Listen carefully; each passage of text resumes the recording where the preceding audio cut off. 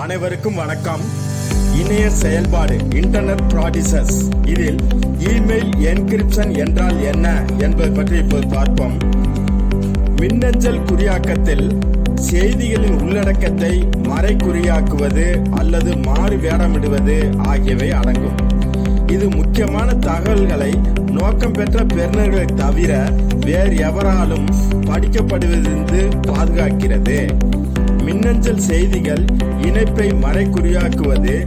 இணையத்தில் அங்கீகரிக்கப்படாத பயனர்கள் உங்கள் உள்நுழைவு நற்சான்றிதழ்கள் மற்றும் உங்கள் மின்னஞ்சல் வழங்குனரின் சேவையத்தை விட்டு வெளியேறும் போது நீங்கள் அனுப்பும் அல்லது பெறும் எந்த மின்னஞ்சல் செய்திகளையும் இடைமறைத்து கைப்பற்றுவதை தடுக்கிறது.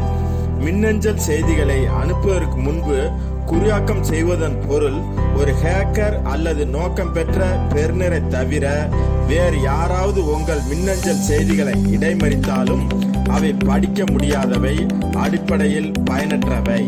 நன்றி.